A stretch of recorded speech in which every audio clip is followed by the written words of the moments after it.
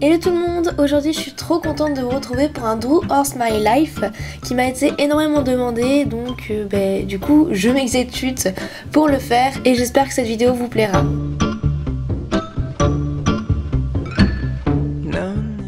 Alors déjà quand j'étais toute petite, ma tante avait un poney. Mais je m'y intéressais peu, en fait j'étais beaucoup plus proche de ces deux chiens.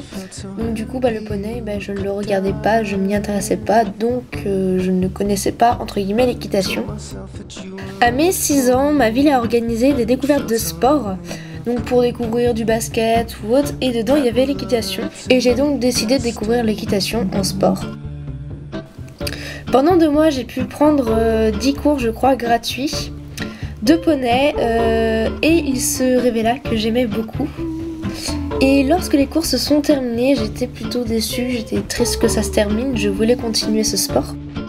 Lors de mes 7 ans, j'ai pu me réinscrire pour 2 mois de découverte. Et là aussi, lorsque ça s'est terminé, j'étais encore une fois triste et déçue. Alors pendant 1 an, j'ai supplié mes parents de faire de l'équitation à l'année. Ils refusaient sous prétexte que c'était trop cher. Et au final, à mes 8 ans, ils ont cédé, voyant que cela me plaisait vraiment, et ils me payèrent donc une licence annuelle. Mon premier cours s'était passé avec Peggy, la monitrice avec qui je suis en ce moment même. Je montais une double ponette grise appelée Favorite. Elle avait toujours les oreilles plaquées en arrière, ce qui donc m'impressionnait puisque c'était la première fois que je montais une double ponette. Avant, je montais toujours des poneys, des Shetland. J'ai peu de souvenirs de ce cours, sachant que j'avais 8 ans. Mais je sais que j'avais été au galop avec elle sans le vouloir pour au final m'arrêter au milieu après plusieurs tours de galop. Je pense que j'avais paniqué à ce moment-là. Bref, après cette mésaventure, je me souviens qu'ils m'ont changé de groupe et m'ont mis dans un groupe un peu plus faible, donc plus à mon niveau. Ils m'avaient surestimé, je pense. Le cours d'après, donc dans un nouveau groupe, j'ai pu rencontrer Louise, une petite fille qui me paraissait méchante à son caractère fort et toujours en train de râler. Au final, c'est devenu une de mes amies quand j'ai découvert la vraie façade de Loulou. J'ai aussi connu Anaïs, une fille très timide, ainsi que Estelle. Et en monitrice, nous avions Nadia, une mono que j'ai eu 1 an, que j'aimais sans plus. Nos cours étaient pas très joyeux. Personne ne parlait, il y avait pas d'ambiance, c'était toujours le blanc en fait, on n'entendait que le moniteur qui parlait. Et quand je pense à ça, je me dis mais qu'est-ce qu'on devait s'emmerder clairement dans nos cours. Enfin, pourtant je garde pas un mauvais souvenir. L'année de 2010-2011, nous avons changé de moniteur et Rémi est venu. C'est un moniteur que j'ai énormément aimé. À un de ses cours, j'ai monté un nouveau poney qui avançait trop vite à mon goût et il s'appelait Pitchounet. Rémi m'avait encouragé à sauter avec lui et à ce cours je faisais la tête car je ne l'aimais pas du tout, mais alors vraiment pas. Mais une fois l'heure terminée, j'en suis ressortie amoureuse de ce double poney qui d'ailleurs était devenu mon chouchou. L'année de 2012-2013, cette année-là, j'ai aussi fait la rencontre d'un ami à mes parents qui avait un jeune pur sang arabe de 3 ans. Il m'invita donc à venir le voir ce que j'ai fait. Il s'appelait Ben et avait avec lui un vieil âne du Poitou-Charentes qui s'appelait Nestor pour lui tenir compagnie. Le propriétaire me proposa de garder Ben pendant qu'il partait en vacances et du coup lorsqu'il partait, j'allais donner à manger aux 2 équidés, je les brossais, elles faisaient des papouilles et sortaient au champ et ça c'était vraiment... En fait ça me permettait de me rendre compte du travail que c'était d'avoir un cheval. Le temps qu'il partait c'était comme si c'était mon cheval. En 2015 Ben fut débourré et je l'ai monté pour la première fois, mais il n'était pas vraiment à mon goût puisque c'était un cheval très sensible et moi j'ai vraiment besoin du contact avec les chevaux. Malheureusement au fil du temps je me suis éloignée de ce cheval car il était impressionnant et dominant. Il pouvait se montrer agressif, ce qui j'avoue m'a fait vraiment fuir. Face à lui j'arrivais pas à tenir, j'avais une peur. De plus je ne le voyais qu'un mois sur 2 par manque de temps et je trouvais ça du gâchis de garder une relation pour rien. Et donc en 2016 j'ai décidé de ne plus du tout aller le voir.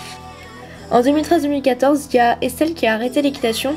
Elle ne pouvait plus monter à cheval à cause d'une chute avec Huguette, une jument que je ne connaissais pas à l'époque. Mais Carla est venue rejoindre le groupe et est vite devenue une amie. En 2014-2015, Sarah est venue rejoindre notre groupe.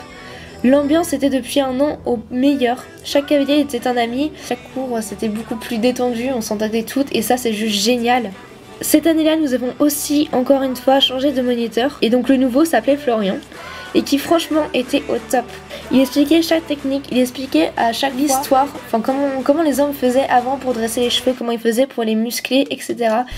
Et c'était vraiment très enrichissant d'avoir ce moniteur parce qu'il nous apprenait, on en sortait, on apprenait toujours quelque chose de nouveau. On travaillait différemment avec lui et cette année-là j'avais plus vraiment de chouchou puisque je montais de moins en moins Pitchounet qui était devenu un peu trop petit pour des cours normaux. En 2015-2016, Camille, Laura et Alicia sont venues rejoindre le groupe.